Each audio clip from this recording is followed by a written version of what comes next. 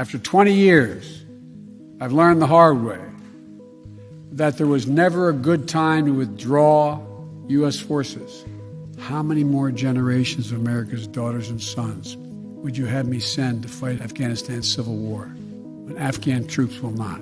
President Joe Biden's decision to pull the United States military out of Afghanistan after 2 decades has been roundly condemned by interventionists who say that the retreat was humiliating and disastrously planned, leaving thousands of Afghans prey to vengeance and violence at the hands of the Taliban. For Scott Horton and other critics of U.S. foreign policy, the biggest question about the withdrawal is what took so long. Horton heads up the Libertarian Institute, is editorial director at antiwar.com, and hosts the Scott Horton Show podcast. He's also the author of Enough Already: Time to End the War on Terror.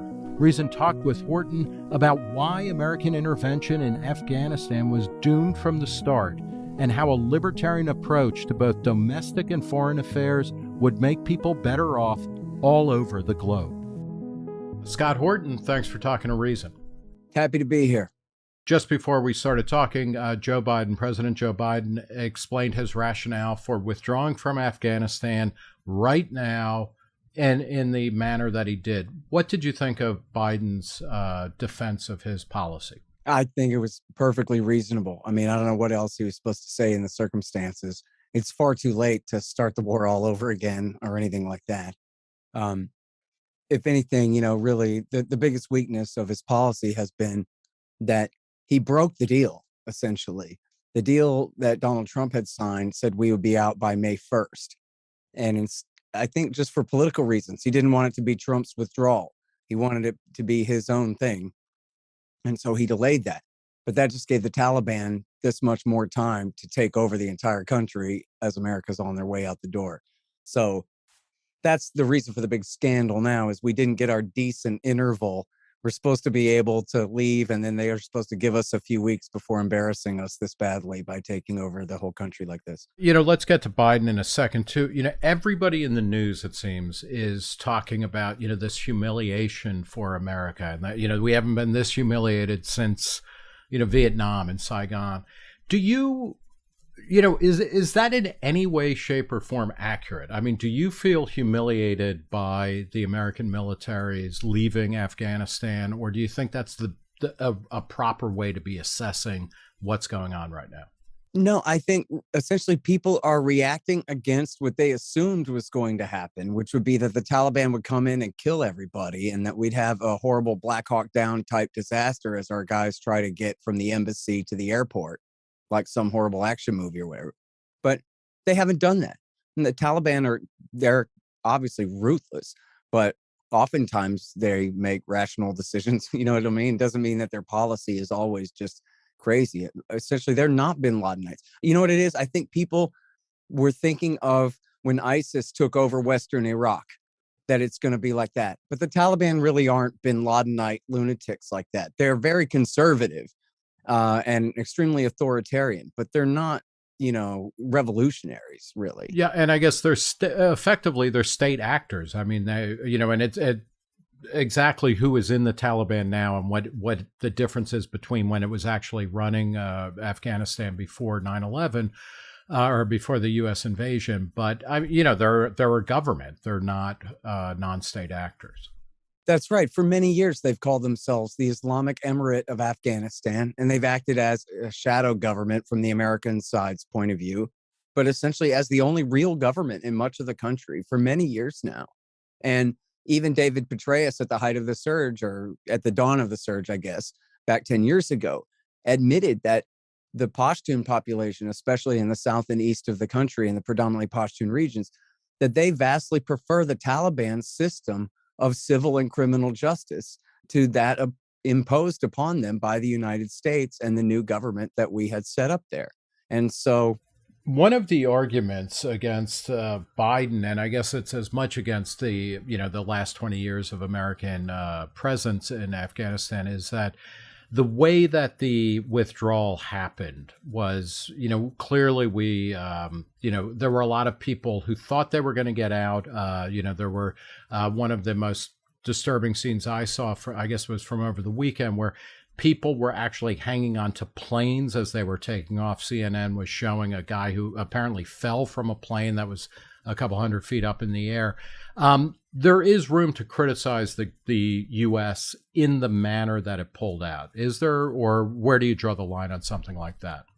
Sure. I mean, they assumed that the Afghan National Army was going to fight. They didn't, and they should have at least taken a reasonable, accepted the reasonable risk that the Afghan National Army was just going to continue to fold and give up and take off their uniforms, as they had been doing for weeks now.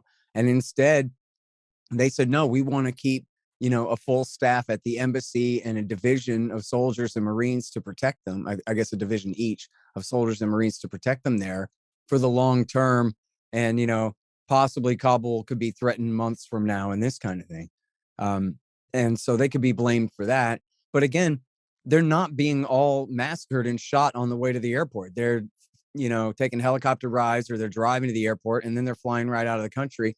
And even in terms of the mobs of civilians at the airport in Kabul trying to get out, I don't know why the planes can't just keep flying them out. I mean, there's a panic going on there, but it may be, totally unjustified. As far as I can tell, the Taliban are not going to build a Berlin Wall and prevent people from escaping the country. If they want to emigrate and have a plane ticket, go right ahead. So far has been their policy, at least. Yeah, yeah.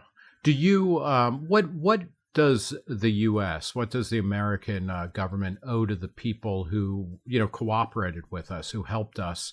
What should we be doing to that? Because there's a huge amount of tragedy here. Obviously, Afghanistan under the Taliban was a horrible place to live for many people.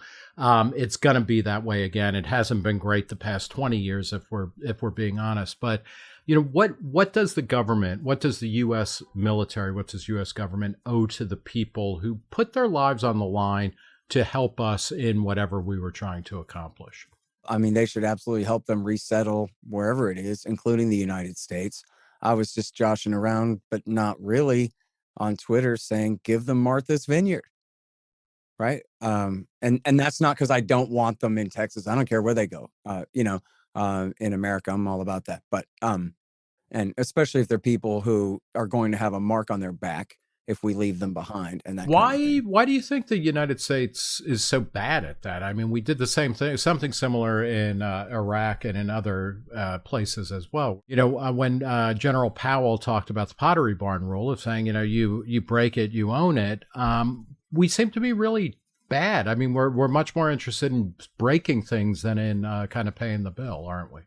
Well, of course, because they're just in total denial, lying to us and themselves about the position that they're in all the way up until the bitter end, right? And so why would we need to evacuate all the Afghan interpreters and whatever if everybody knows we're leaving behind a 300,000 man army that can fight and withstand the assault and hold up the Kabul government, which is just a fantasy.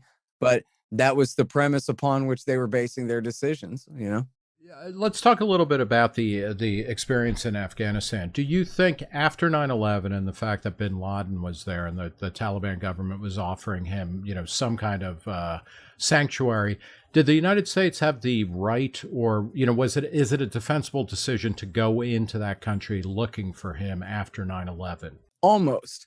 And in fact, coincidentally, today, the day of Biden's speech, is 4-year anniversary, or it's the 4-year anniversary of the publication of my book on Afghanistan, Fool's Errand. And the way I make the argument in Fool's Errand is that they could have negotiated. And the Taliban started out with conditions. Well, you have to give us some evidence that bin Laden did it. We don't believe you. And then if you do, then we'll turn him over to a Muslim country. Well, they knew bin Laden did it. They knew Al Qaeda was going to attack us all summer long. That was easy enough. Colin Powell said, we'll write up a dossier and give it to you soon. And then they didn't do that. Bush said no negotiations.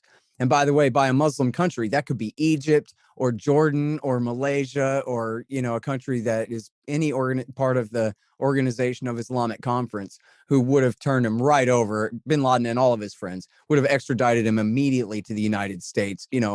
They'd have landed the plane on the tarmac and turned right around kind of situation. So that could have been done. And then the Taliban ended up saying, Okay, we'll give them to the Pakistanis, and the Pakistanis declined that. I'm not sure if that was at American behest or not, but that was Pervez Musharraf, the dictator of Pakistan, ruined that one. And then on October the 8th, after the bombs started dropping, 2001, the Taliban said, okay, I'll tell you what, we will extradite him to any third country, just not directly to the United States. And we don't even want to see evidence anymore. And Bush said too little, too late, ignored it, and took the war not really to Al Qaeda, but took the war to the Taliban. The first thing they did was fight for General Dostum against the Taliban again up in the north of the country, in Mazar-e Sharif and Kunduz and all these areas. Meanwhile, bin Laden and all his friends were getting away in the eastern Nangarhar province. And there's two great books, Nick. Well, there's quite a few books about this, but two really essential books about this are Jawbreaker by Gary Berntson, who was the CIA officer, the second CIA officer in charge of the hunt for bin Laden there. And then the other one is called Kill Bin Laden by Dalton Fury, which is the alias for a guy named Thomas Greer, who was the Delta Force commander on the scene. And both of them, write about how, of course, they had outsourced the task mostly to these Afghan militiamen who were supposed to do all the fighting for them and all these kinds of things, and how they begged for reinforcements. And both of them, Berntson and Greer, say repeatedly in their books that we just couldn't understand why they wouldn't give us the Rangers we needed, the Green Berets we needed. And they had them. There were Rangers in Kandahar and at Bagram, and there were Green Berets up in the north of the country fighting the Taliban. And there were even General James Mattis was there with 4,000 Marines. And they were not allowed to go and reinforce the CIA and the Delta Force at Tora Bora to get bin Laden. And I believe I make the case, it's a circumstantial case, but I make the case in both books that this was a deliberate decision made by the Bush government to essentially take a very big risk that he was going to get away in order that they could spread the war. Because who cares if Saddam Hussein is friends with Osama bin Laden if we already killed Osama bin Laden and the American people feel like the war is won and revenge has been taken. And so they let him escape. Then what they do? They went to Kabul and they overthrew the Taliban government, bombed them out of power, and then they created a brand new government and dedicated the American military into fighting all of its enemies for the indefinite future. And then that was the fight that they could not win. Yeah, your sense then is that the Afghanistan mission was compromised from beginning because it wasn't ultimately about getting bin Laden. It was about nation building in that particular part of the world. And in fact, in Bush at War, which is the first Bob Woodward book about the Bush administration, which is based on interviews with the primary, principals on the National Security Council, and also based on the National Security Council notes from their meetings that Bush just gave him everything. And in there, it shows he I think directly quotes and shows how Condoleezza Rice and the CIA said we should not fight the Taliban. We should go around the Taliban. We should focus on bin Laden and any Arabs, any Saudis and Egyptians in Afghanistan in late 2001, you better run. But everybody else, let's leave them alone so that the Taliban will see that we're only doing this and we're not doing that. And then Rumsfeld and Cheney and Bush objected to that and said, no, we want to go ahead and conflate them all together and pretend they're all one big enemy. And that's who we're fighting. And, I finally figured out, Nick, that this is a big part of the reason why so many people were 9/11 truthers right away, that they were so apt to take up that thing, was because the lie that the Taliban had done it, right? The Taliban are a bunch of hillbilly cavemen from the town of Bedrock on the other side of the world. Why would they knock down our towers? Because they hate our freedom? It's just so much BS that people thought, well, Cheney did it, or whatever it was their favorite theory. When in fact, bin Laden was the son of a billionaire from Saudi Arabia, and his partner Zawahiri was a prominent surgeon from Cairo. And these are, wealthy, educated men who were behind the Al-Qaeda plot against us, not cavemen from the town of Bedrock at all. They just happened to be hiding there. The leadership of the group happened to be hiding out there, was all. One of the lessons, and I want to tease out a couple from Afghanistan and also, Iraq and more broadly the war on terror, which is the subject of your most recent book, Enough Already. But in Afghanistan, one of the things that has come out, and this, it just reeks of Vietnam. It reeks of like any number of deep involvements of the military overseas, as well as the national security state or surveillance state at home. The amount of lies that were coming out of Afghanistan from the very beginning. You've sketched some of them. It wasn't that long ago that I guess it was the Washington Post mostly that published the Afghanistan papers, which it was just like kind of like, history as a really bad rerun of Vietnam. What did we learn about the government's unwillingness or is it an inability to tell the truth about military adventures coming out of Afghanistan? Yeah. Well, I remember right when the terror war started, there was a mantra that this is not going to be like Vietnam. I know that was a direct quote of H.W. Bush from Iraq War One, which we've been bombing Iraq 30 years ever since then. But anyway, but I don't mean in just the cliche sense, the way H.W. Bush said it, but there was a real sense in which, oh no, George W. Bush, he loves the military. He's going to take such good care of them. And, this is going to be, nothing like back when that a generation ago when Lyndon Johnson and the boys screwed up that whole thing. This is a brand new page where, but then what are they doing? They're essentially shoving young GIs into a meat grinder, which not as bad as Vietnam, but still, it hurts to get shot if you're the one getting shot, that's for sure.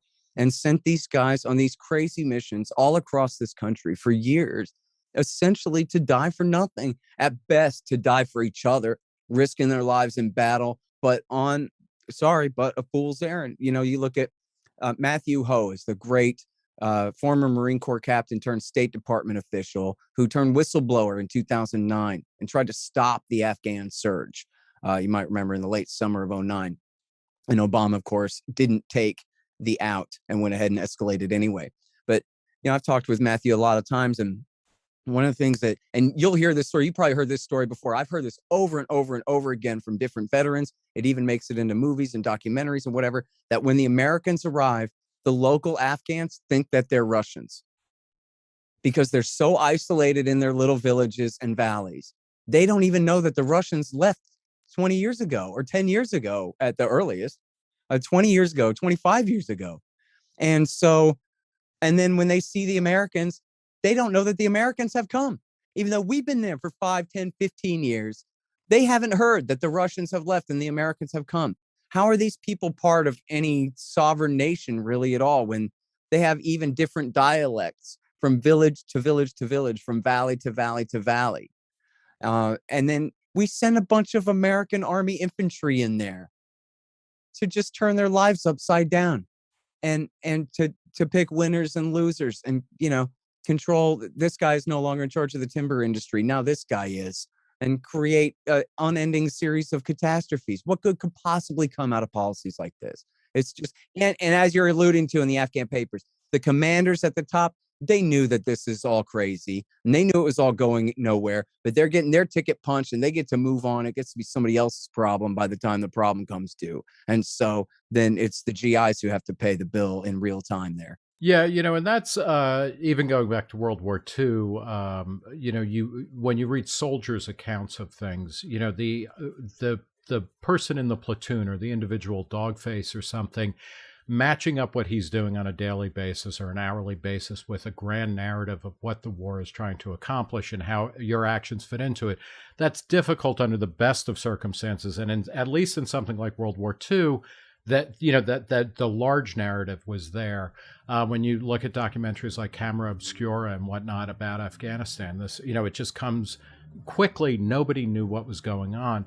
Was that a problem? And kind of telescoping out, or to the war on terror, as we invaded countries and occupied countries, was that part of the problem that kind of starting a global war on terror sounds good, but then exactly how that's going to play out in any given situation seems like much more difficult to kind of conceptualize and characterize. And certainly in Afghanistan, I can remember when Obama tripled troop strength there was no clear indication of, okay, this is what success looks like when we reach this target, then we can declare victory. So was it just that there was never any kind of definitional, endpoint to any of this stuff? Yeah, that's a big part of it. In the Obama government, they call it Afghan good enough. which just meant everybody pretend that you did your job today and try to go home. And that's it, you know? Uh, the whole thing was a joke. I actually just saw H.R. McMaster, who was part of the surge, of course, famously Trump's second national security advisor, but he was an army general. And under David Petraeus, he was in charge of abolishing corruption in the Kabul government during the surge there. And I just saw him tell Jake Tapper, we finally had it figured out just right what we were doing in 2017. And then Trump went and ruined everything by making this deal. I saw the guys from Foundation for Defense of Democracy saying the same thing. We had everything just going just right where we wanted them. And then all of a sudden, Trump called a ceasefire with them and negotiated the exit. And only then everything went bad, because they just can't admit, they'll never tell the truth that there was no, if the end state was, as Colin Powell and them defined it at the beginning, a strong central government with a democratic system of regular, free, and fair elections, and peaceful transfers of power, and a rule of law, and an independent judiciary, and all these things. Well, they just did not achieve that. That was the blank check that they'd written for themselves. But they achieved nothing like that. And then, of course, they finally had dumbed it down to, well, we're going to build up an Afghan army that's strong enough to stand on its own and strong enough to protect the government, at least that we built in the capital city. Poof. America turns to get on their plane and turn around and leave. The Afghan army ceased to exist right before our eyes. Do you think between Afghanistan and Iraq, and when you look at surveys of the American population, that nation building and that sort of neoconservative vision of kind of bringing liberal democracy and representative government to all parts of the world, is that dead, or is it kind of a vampire? It really never quite dies. Yeah, well, there's no accountability, right? So all the same people who push those same narratives are all still here, and all still have Northrop Grumman funded think tanks, and will continue to publish their studies and dominate the conversation. And Jake Tapper, he's a perfect example. Well, geez, H.R. McMaster, some Americans, geez, the majority of them were fighting for democracy and all this. The supermajority of the American people don't want to do this. And McMaster says, well, so what? It's our job as the government to lead. In other words, ignore public opinion and do whatever we want because that's what we think is right, in spite of them. So much for democracy. What do you think about Biden? Biden at various points in his career has been, a reliable, kind of centrist, military industrial complex kind of guy. He's totally willing and able to, increase Pentagon spending. But his talk today was, it was pretty good. It was, he was like, this was screwed up from the beginning. He, kind of threw Obama a little bit under the bus. He was like, we should have gotten out when we could because we had accomplished everything we could accomplish in Afghanistan, but we stuck around. Do you think he may actually chart a different course for American foreign policy that might last more than the next couple of months? Well, I don't know about that, but you're certainly right that he's taking a brave stand here, relative to Joe Biden, certainly, in refusing to back down on this withdrawal right now. And honestly, I think it's personal with him. His son, Beau, died of brain cancer. And there's an interview that Biden did on PBS NewsHour where he talks about this really important book called The Burn Pits by Joseph Hickman. And you might remember Joseph Hickman was the hero who blew the whistle on the CIA murder of 3 guys at Guantanamo Bay in 2006 that the other Scott Horton, not me, the Columbia professor, wrote about for Harper's. But anyway, Hickman wrote this other book called The Burn Pits. And there's a whole chapter in there about Beau Biden and how he is dead because he got brain cancer from the burn pits in Kosovo and in Iraq War II. And my hypothesis is, and Biden talks about that in the interview a bit, that someone brought it to his attention. Do you realize your son has a whole chapter in this burn pit brain cancer book? And he went, oh no, and that kind of really shocked him. So my idea is that he knows good and well that he is one of the most responsible men for lying us into that war and for pressuring us into that war as chair of the Foreign Relations Committee in the Senate in 2002, who refused to hold any real hearings, refused to have real experts testify except just a couple of hawks. and really help the Bush government, shepherd that through the Senate, where, in the House, the majority of the Democrats voted against it. In the Senate, the Democrats controlled the Senate, and they could have stopped that war. And Joe Biden led the effort for that war in the Senate. And I don't think he can deny that to himself, that in effect, he killed his son by lying us into that horrible no-win war and getting his son into that situation. And when you hear him talk about it now, he gets personal, says, I'm not sending any more soldiers over there just to fight for women's rights in some other country where they won't even fight for themselves and whatever. You could tell he kind of really means it compared to even typical Joe Biden, not meaning whatever he's saying for political reasons or just, saying whatever his shtick of the day is. You can tell that he's pretty mortally wounded by that thing, that, he knows that he's got that responsibility there. And I don't know that we'll get a new Biden doctrine, but I think even by the time he became vice president, he did not want to fight for the Taliban anymore. He did want a small escalation, but he wanted to focus on mythical Al-Qaeda guys running around Afghanistan, supposedly somewhere, but not fighting for the Kabul government or fighting against the Taliban anymore. And that was 12 years ago. He So I did think he's pretty convicted about that. in his remarks, he did say that human rights need to be central to American foreign policy. Do you agree with that? Well, yeah, I mean, he was saying, yeah, but you don't do that with militarism, which is fine, right? As long as he is not writing himself a blank check for intervention in other people's countries, that's fine. And, it's kind of a thing of mine because I'm a bit of an evangelical libertarian. I like spreading libertarianism to people, and that includes people in other countries around the world. And um, and there's a lot to criticize about other societies and other governments in the world. In fact, sometimes, especially us non-interventionists or anti-interventionist libertarians, get in trouble for not attacking Venezuela or not attacking Saddam's Iraq or not attacking Cuba right when it's a cause celeb in the media and everybody's supposed to be attacking these countries because, certainly at antiwar.com and other places, we definitely put, anti-American interventionism first. And we're not trying to go along with those choruses. But what I'm trying to get at, though, is what if America was not the world empire?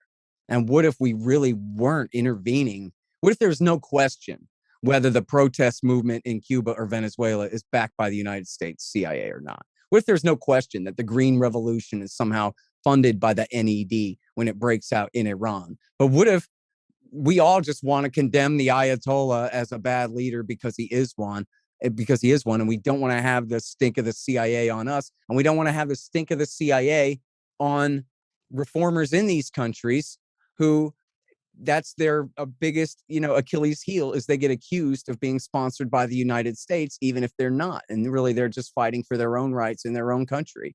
And so I think libertarians like us would be in so much better a position to criticize other governments of the world, the way they treat people, if our government wasn't really the worst thing going on in those countries, which So, it is in well, a and lot of when you say places. the worst thing going on, I mean, you don't mean that the United States is imprisoning and torturing people in Iran, but rather they're making it impossible for Iranians to have a kind of transcendent resistance movement because they're always going to be accused of being U.S. Yeah, Iran, stooges. Iran would be a bad example for my overstatement there. I mean, in Iran, we have this, absolutely brutal sanctions regime against them, which is about as bad as anything that their own tyranny could do to them. But if you look at Pakistan, I mean, they've actually, more or less called this off since late Obama. But for years there's an absolutely brutal drone war in Pakistan. Of course, as we've been talking about, there's this catastrophe that's been reigning in Afghanistan next door for 20 years straight now, including a massive escalation of the air war, even during Trump on the while he's trying to get us out. Um, in places like Iraq and Libya and Syria and Somalia, which hardly anyone ever covers, but that's a huge one. Jesse Walker at Reason has written quite a bit about this in the past. And in Yemen, there's just no question that the USA and our own government's activities in these people's countries is the worst thing about those countries. So, there's plenty to condemn about Al-Shabaab, for example, but they don't kill Somalis the way America kills Somalis. Sketch out briefly what would a libertarian foreign policy from from Scott Horton You're named Secretary of State, Secretary of Defense. What should we be doing as opposed to what we've been doing for at least the last 20 years? Well, we should absolutely renounce the doctrine of global hegemony and understand that just because we can afford it, which we can't, we have a $30 trillion debt, but let's just say we could afford it. That we're supposed to eschew power. We're not supposed to be an imperial sort of force in the world like the European powers of old. America is supposed to be, a prideful, limited constitutional republic. And we can see how embracing the national security state, since World War II, but especially in our current era, has really transformed the nature of our national government, and how it deals with us and how much power it has compared to the states and how much power it has over the American people, especially when it comes to homeland security and FBI, CIA, and NSA electronic spying programs directed against the Americans. Don't forget the CIA was outed in the Vault 7 leak for spying on us just as bad as the NSA and all of that. So So, I mean, your contention, or I mean, it's the line of reasoning that by fighting abroad, I mean, by being in all sorts of places abroad, that ends up bringing the national surveillance state home because you got to keep tabs on what's going on, especially in the name of the global war on terror. We're over there to fight them there rather than have them come home, but that means we're constantly monitoring all kinds of communications with people in the US at the same time. the same thing goes for our economic problems. And it's, a major part of the reason for our inflationary monetary system is to pay for this world empire and especially these wars, these aggressive wars, without having to raise the people's taxes. We'll borrow as much as we What can yeah, from what China and do Korea what and print the happened to rest. that? Yeah, because even as late as Vietnam, we were raising taxes expressly to pay for the war. I mean, LBJ passed a war tax. So look at the catastrophe of the 2008 crash and the, 9 and 10 and all of the results of this for the American people. And it crashed the whole world's economy, but especially for the American people. That's our price. All that economic pain and dislocation, quite frankly, all those suicides and divorces and foster families and crazy disruptions across our society from those economic problems. That's all attributable to the warfare state.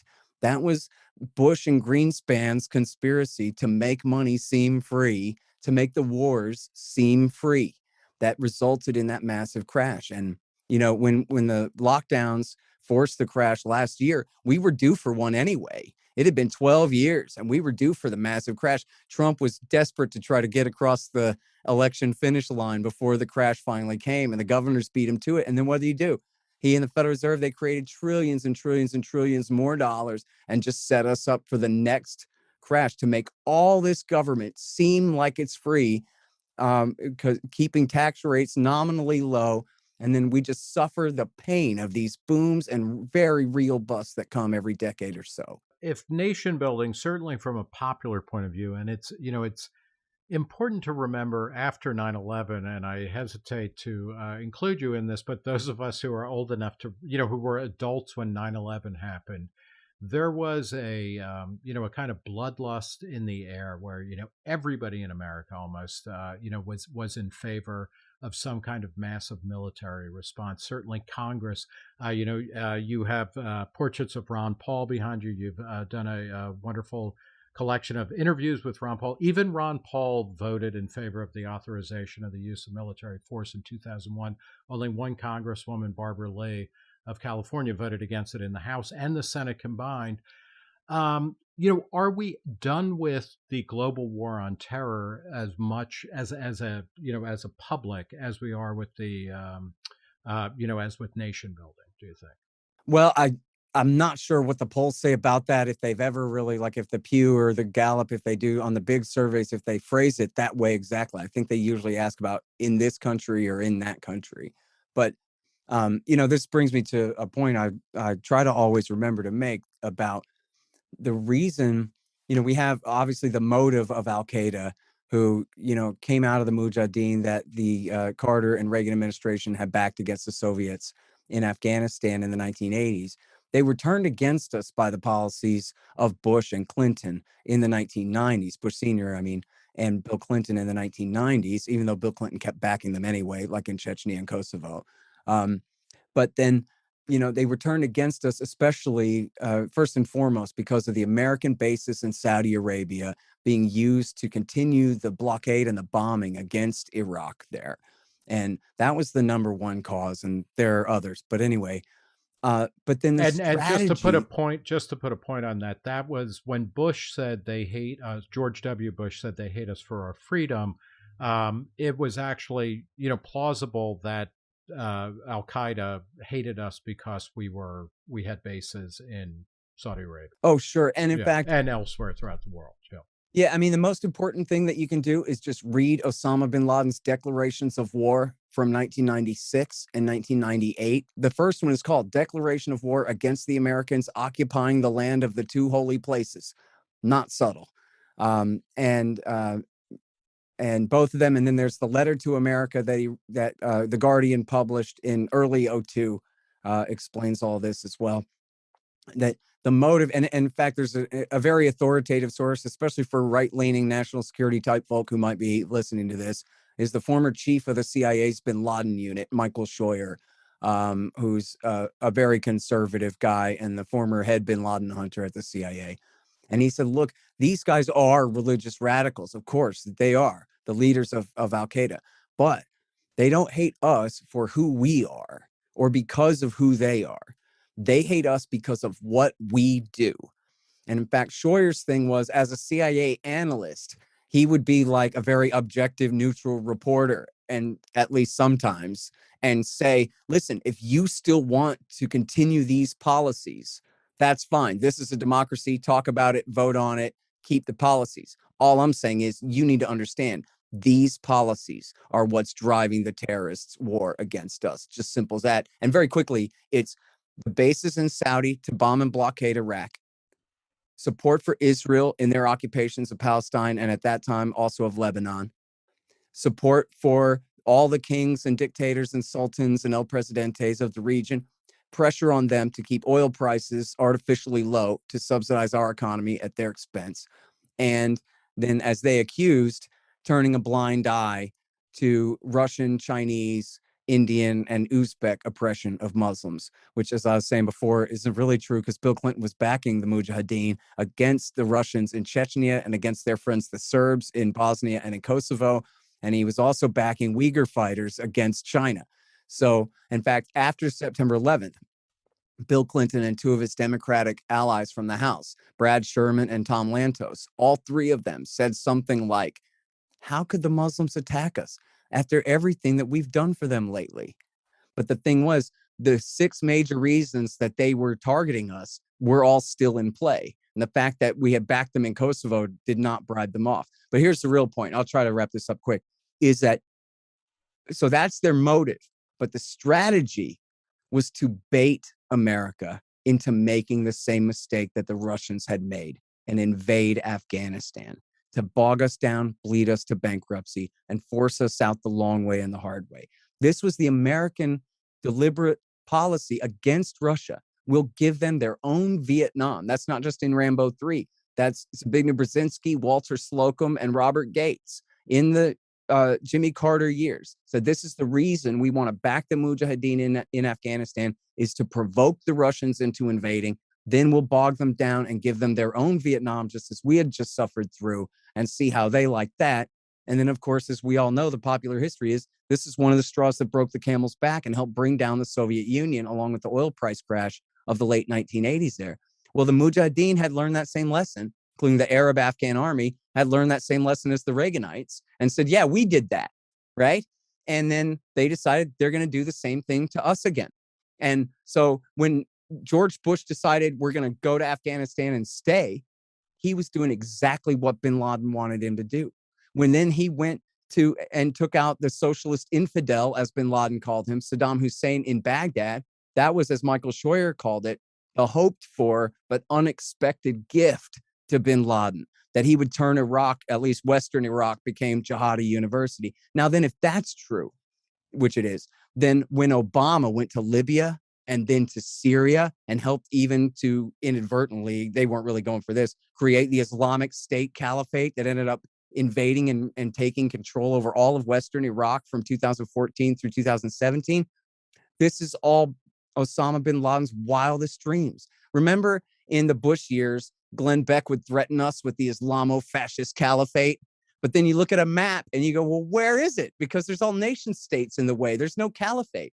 Well, Bush's Iraq war and Obama's Syria war created the caliphate of bin Laden's wildest dreams and Glenn Beck's nightmares. All of that is all, as they say in soccer, own goal, right? None of this had to happen at all. Two questions. One, people who are defending the status quo of saying, you know what, we could maintain a security force in Afghanistan forever, and it would be, you know, a very light cost in terms of the overall federal budget or the military budget. One of the things that they always say is, well, you know what, since 9/11, basically, we haven't had a domestic terror event from Islamic terrorists. Because of Afghanistan, because of Iraq, because of Syria, because of Yemen, etc. How do you respond to that? Well, just as long as you don't count the terrorist attacks that have taken place, right? Like the Fort Hood shooter, who was, you know, an army officer. I always want to call him Omar Hassan, but that's a pro skateboarder. Hassan, something Hassan. I'm sorry. He was a And major. then Yeah, I'm sorry.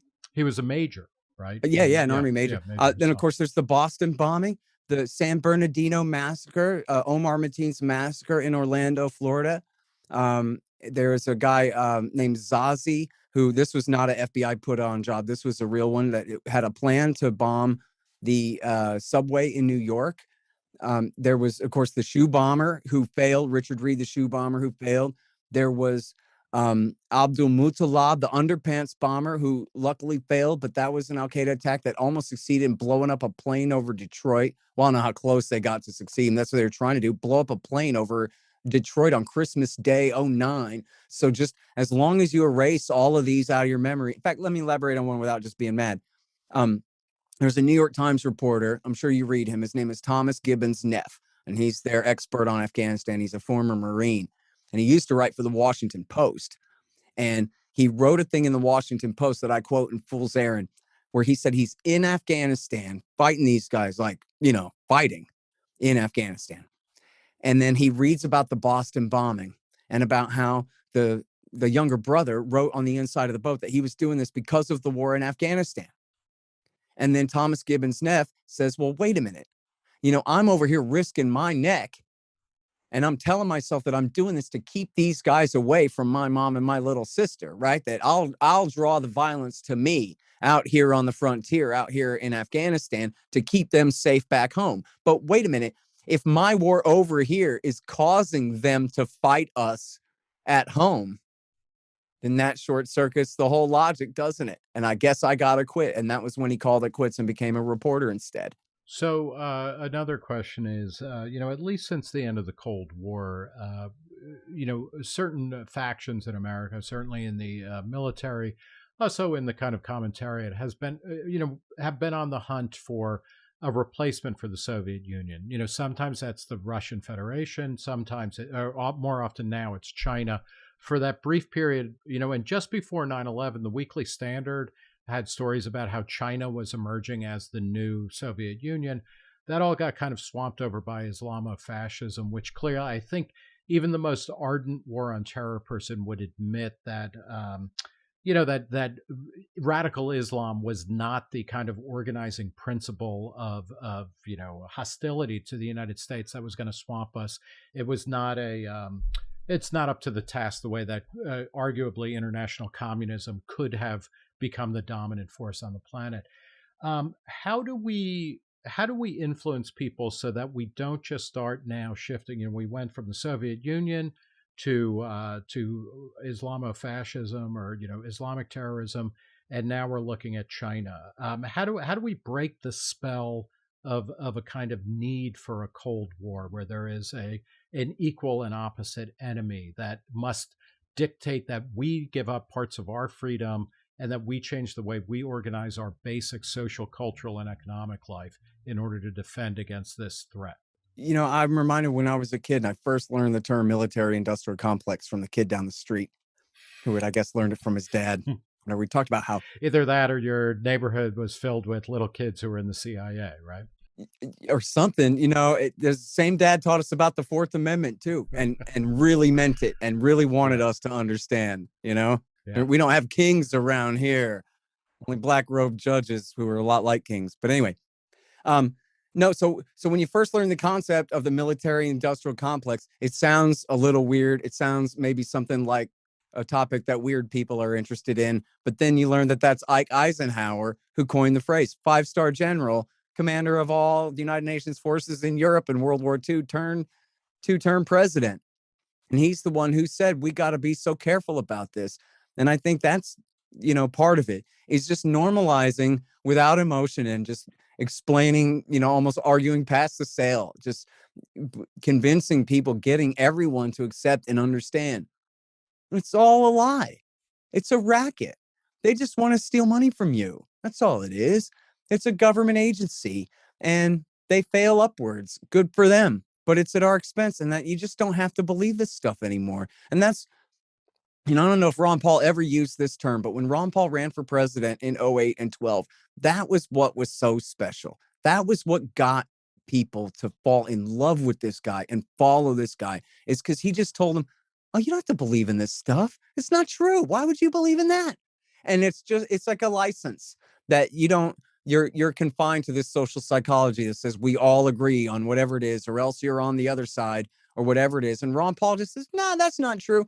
And because look at his character, he's a perfect square. He's a Methodist. He's married to his first wife. He's a Republican politician from Texas, just like George Bush in that, most general way.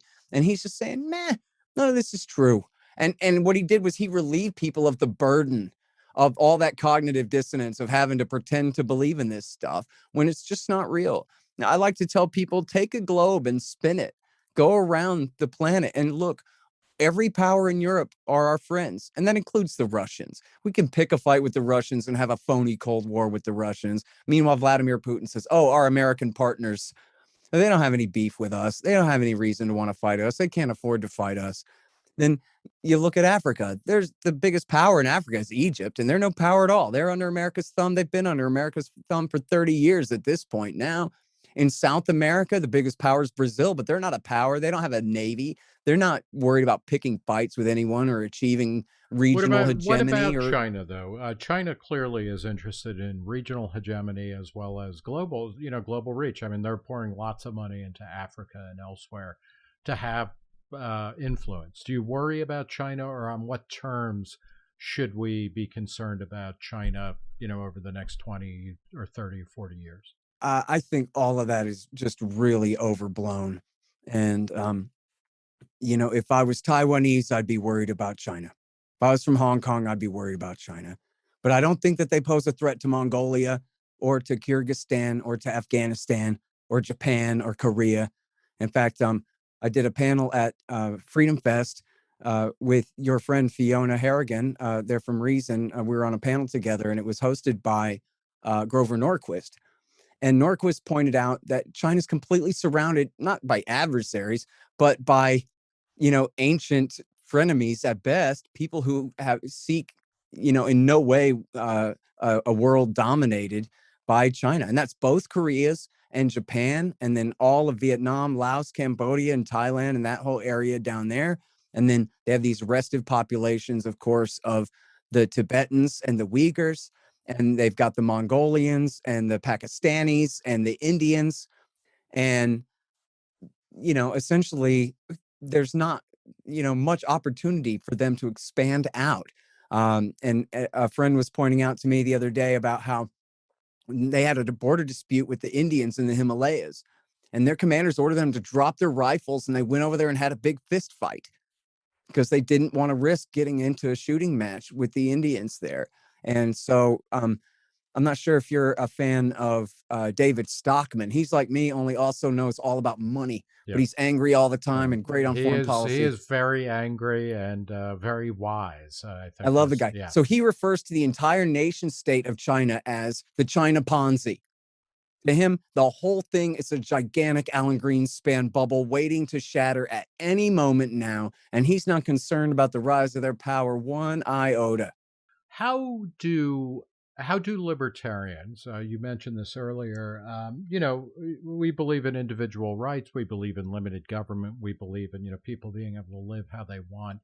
Those are wonderful values. Obviously, there are limits to what the United States government can do, and getting to there, by dropping bombs or occupying, territory for decades doesn't seem to be the best way to go about that. But what are ways? Do we do it through trade? Do we do it through cultural, kind of cultural exports? Do we do it through immigration, letting people move here? What are the ways that libertarians can help to, change the world in a more libertarian direction, even in countries that are far afield from, Texas? Yeah. Well, it's hard to picture the future, maybe especially for me. But if you think of the counterfactual, right, where Ron Paul won in '88 and oversaw the end of the Cold War, and then in Yeah, '96, Harry Brown won, the right. Libertarian Party candidate, the great Harry Brown, and won I in right '96 and now, I 2000. do want whatever drugs you're on. I want you to write them down and then send me a prescription for them. But okay, continue with the counterfactual. I It's mean, that at the end Delta of 8, man. It's great. I mean, it is interesting that weirdly at the end of the Cold War, which I don't, I'm 58. When the Cold War ended, it was almost inconceivable. And I can remember I was in grad school at the time for literary studies, and I tried to engage all of my colleagues who were mostly commies in this momentous occasion, which was just a victory for freedom in a pure sense. And everybody was like, I didn't really the Soviet Union wasn't that important. It didn't matter to, and I was kind of in favor of it right up until yesterday, but now let's just pretend it never happened. In a substantial way, American foreign policy and America's national identity, we never really had a rethink, did we, about, okay, that's over now, and that frees up. I mean, there was in the 90s, there was that discussion of the peace dividend, which kind of did happen under H.W. Bush and Bill Clinton, ably abetted by Newt Gingrich. I mean, we cut defense spending and we had something of a peace dividend, but we never really changed how we think about our place in the world. Right. And, you know, semi famously, after Iraq War One, the neoconservatives, Wolfowitz, Khalilzad, and Libby, working for Dick Cheney, wrote the defense planning guidance that says, okay, now that the Reds are out of the way, we can dominate the planet. We can do whatever we want. We'll never allow a near peer competitor to challenge our military hegemony over the earth. And then that was truly Bill Clinton's foreign policy.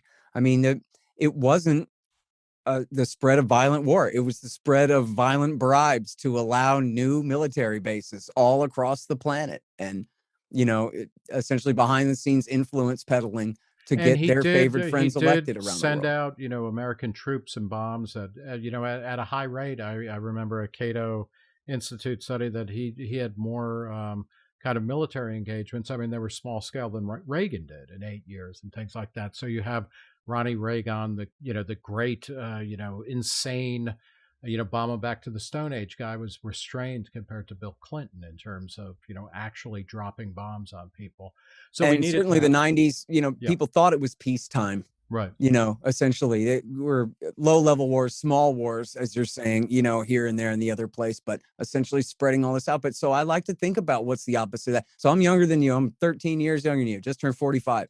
So I'm like in high school as the Soviet Union's falling. And I know that you remember this, how the entire conception of when the year 2000 was still in the future. And this, what a milestone that was when the odometer one day flips and we're on the other side of that in the 21st century. So I spent a lot of time, even as a kid, wondering how's that going to be, right? And then how it was we hired the Clintons and the Bushes to run it all.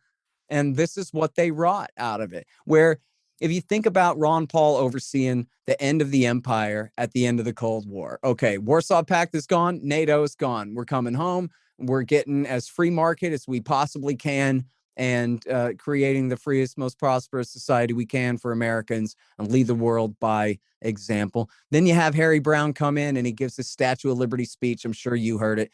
the great Statue of Liberty speech about how liberty is the only thing that matters in the whole world, and everybody ought to do just as good of a job as we're doing, and we ought to do as good a job as we say that we're about and pledge allegiance to all the time, all this liberty and justice for everyone and all of that stuff.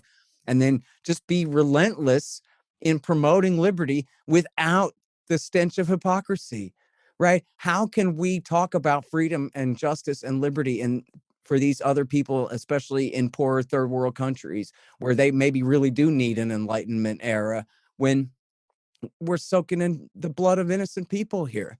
Very quickly, let's do a little what Holden Caulfield calls David Copperfield crap in Catcher in the Rye. So you're 45 years old. Where were you born and where did you grow up? I was born in Florida, but I moved to Austin when I was 3 months old. So that counts. And then I'm just a Northwest Austin skate rat. What was your family life growing up? What did your parents do, and when did you come into? Did you have a particular moment where, Ron Paul plane was flying overhead and a book fell out and bonked you in the head or something like that? There's a few like that. I don't remember when I first learned, but I did learn very young about Ronald Reagan and Oliver North selling cocaine, while I already knew about their escalation of the massive drug war and especially against poor blacks in LA and all that. So I learned all of that when I was a So very young teenager. you buy the whole whatever, what was it called, the dark Oh yeah, you yeah, should yeah. listen to my Gary Webb interview, Okay, man. yeah, yeah.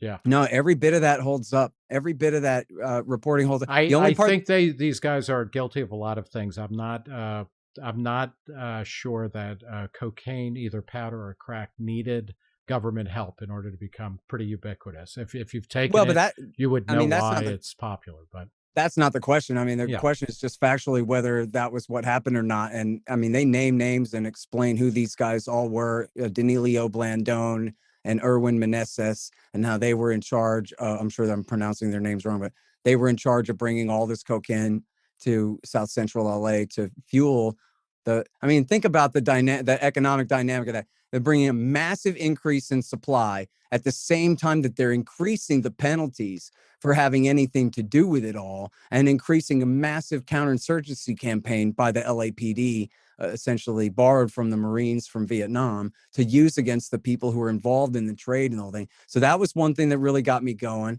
And then Waco was another.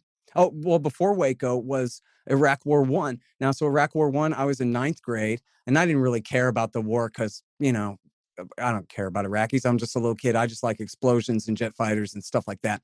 But I didn't get all caught up in, oh, we have to go save the Kuwaitis and all of that stuff. I was just, had a more lax attitude about it.